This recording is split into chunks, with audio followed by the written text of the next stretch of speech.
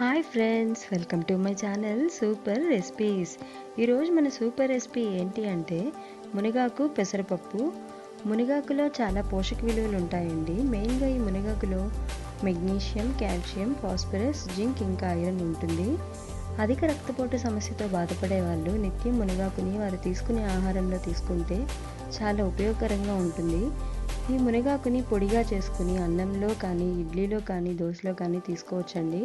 ఈ మునగాకు పొడి తయారీ విధానాన్ని డిస్క్రిప్షన్ బాక్స్లో లింక్ పెట్టాను. ఆ లింక్ చూసి మీరు ఒకసారి ఈ మునగాకు పొడిని తయారు చేసుకోండి. ఈ మునగాకు వల్ల మనకి అనేక ఆరోగ్య సమస్యలు దూరం అవుతాయి ఫ్రెండ్స్. మెయిన్గా బాడీలో కొలెస్ట్రాల్ని కూడా తగ్గిస్తుంది కాబట్టి వెయిట్ లాస్ కోసం చూసేవాళ్ళు కూడా ఈ మునగాకుని తీసుకోవచ్చు. ఈ మునగాకు మనం పెసరపప్పుతో చేస్తున్నాం కాబట్టి చాలా కమ్మగా ఉంటుంది. పిల్లలు కూడా బాగా ఇష్టంగా తింటారు. ఈ తయారీ విధానాన్ని ఒకసారి చూద్దాం ఫ్రెండ్స్. దీనికి కావాల్సిన పదార్థాలు ఏంటి అంటే బాగా కడుక్కుని శుభ్రపరచుకున్న మునగాకు ఒక కప్పు పెసరపప్పుని బాగా శుభ్రపరచుకుని 1 గంట పాటు నానబెట్టుకోవాలి.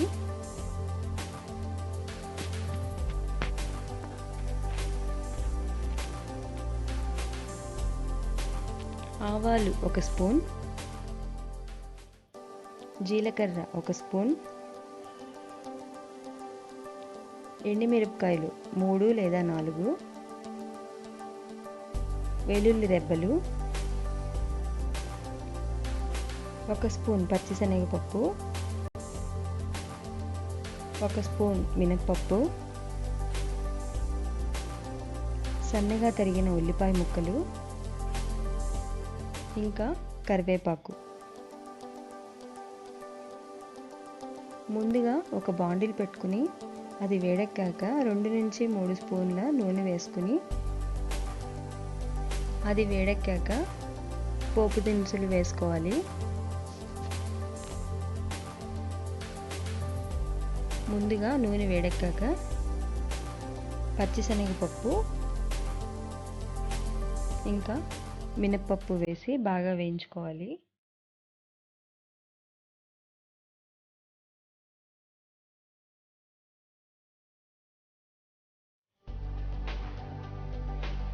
ఇది వేగాక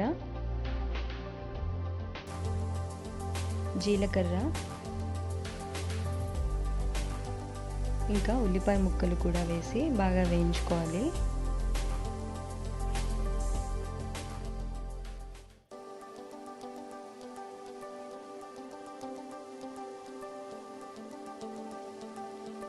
దాంట్లో వెల్లుల్లి రెబ్బలు, ఎండుమిరపకాయలు వేసి బాగా వేయించుకోవాలి.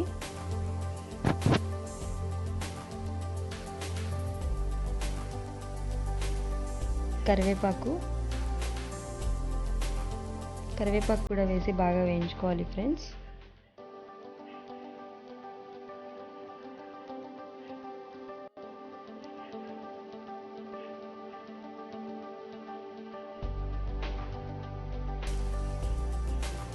ఇప్పుడు దీంట్లో 1 స్పూన్ ఆవాలు కూడా వేసి బాగా వేయించుకోవాలి.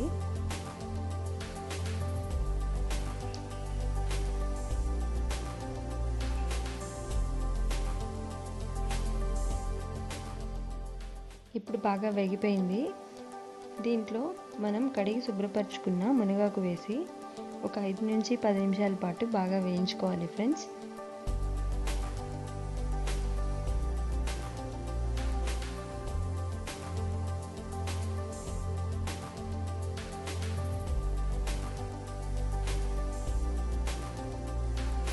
బాగా వేగింది కదా. ఇప్పుడు దీంట్లో మనం నానబెట్టుకున్న పెసరపప్పు వేసుకోవాలి.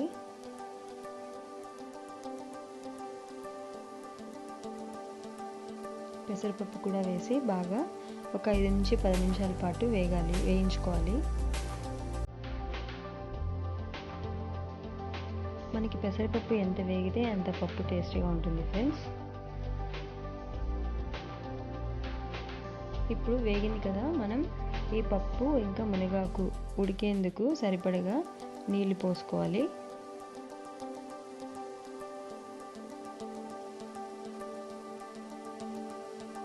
నీళ్ళు పోసుకుని ఒకసారి కలుపుకుని బాగా ఉడికించుకోవాలి.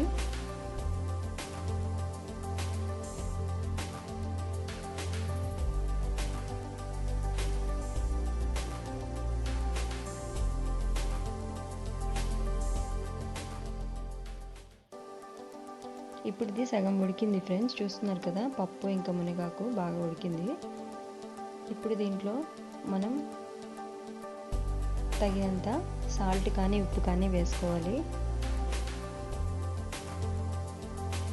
ఇంకొక 5 నుంచి 10 నిమిషాల పాటు ఉడికించుకోవాలి.